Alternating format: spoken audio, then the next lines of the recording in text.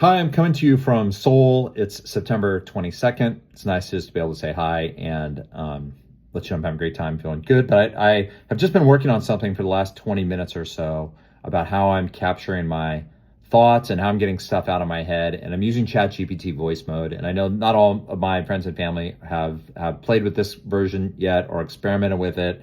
I found it extremely helpful for getting ideas out of my head and into some kind of file that I can then further write with, think on, and work from. But the main point is to get stuff out of my head and also get it out of my notebook. I've been mostly using little notebooks and pens to communicate with my friends and when I meet with them. But when I come back to the hotel and look back through my notebook, I see a bunch of ideas that I want to get out and get down. And so ChatGPT's voice mode has been helpful for that. So I thought I would just share that real quick for a few minutes of just how I'm using it. So if you've never used it, from the ChatGPT website, where mostly we're interacting with text, this little box here says to start voice mode. Click on that and this will come up and say, just see, can you hear me right now?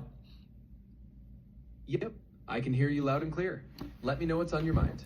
Great. I had a really interesting conversation today with a Korean friend of mine who works for a major electronics company.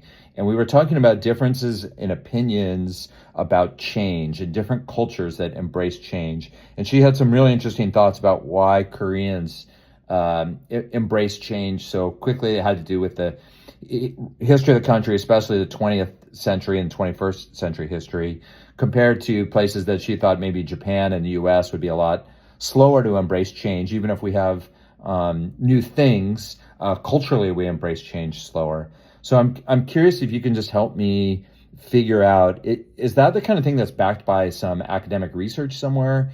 Is that the kind of thing is it just one or two people talking opinions, or is there more substantive to that? I mean, is there such thing as a pace of change scale that people use to measure that? Can you help me look through that and figure that out? Absolutely. That's a really interesting topic. There's definitely some academic research out there that looks at cultural attitudes toward change and how different societies adapt at different speeds. For instance, there are fields like cross-cultural psychology and comparative sociology that dig into how historical experiences shape a country's openness to new things. Korea, for example, went through incredibly rapid modernization and economic development in the latter half of the 20th century, which a lot of scholars argue fostered a kind of cultural nimbleness. There are definitely studies that look at these patterns, comparing countries like South Korea, Japan, and the United States in terms of how quickly they adapt to technological or social changes. In other words, it's not just personal opinion. There is a body of research that tries to measure these things. Can you send me a couple links to what some of that research would be that I could read later?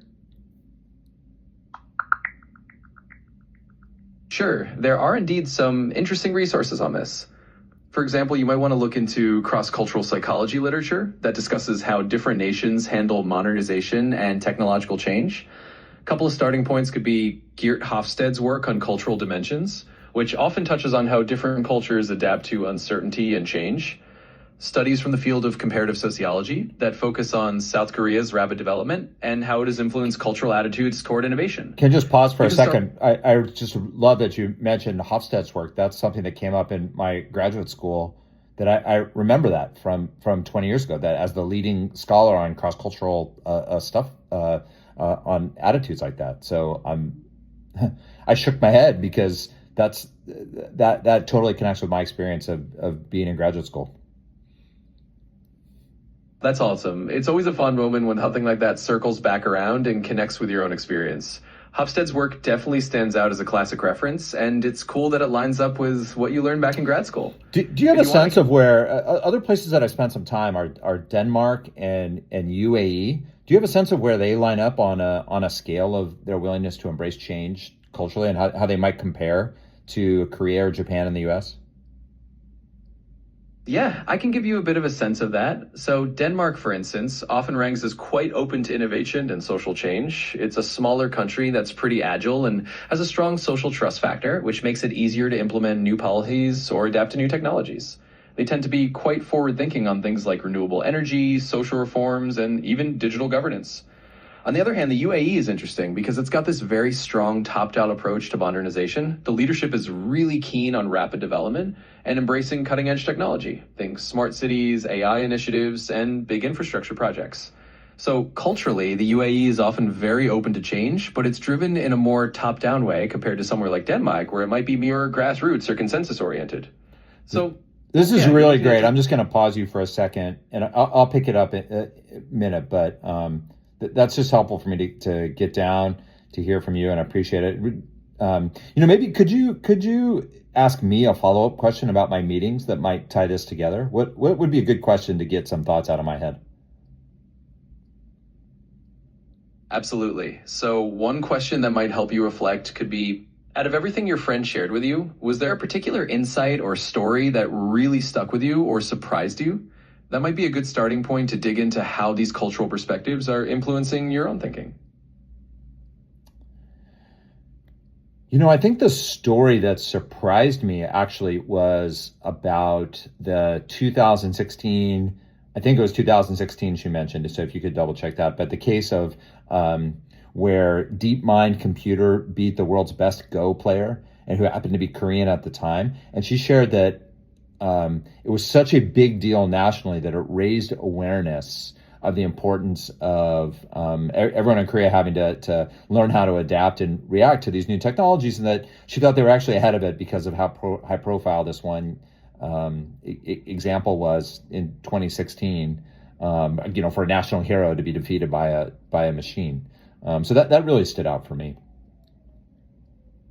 Yeah, that's a super memorable story, and you got the year right. It was indeed 2016 when AlphaGo beat Lee Sedol. That event definitely made waves globally, but especially in Korea. It's fascinating how a single high-profile match like that can shape a national conversation about technology and change. It really does highlight how a big cultural moment can make people more aware of the need to adapt, and it's cool that it stood out to you.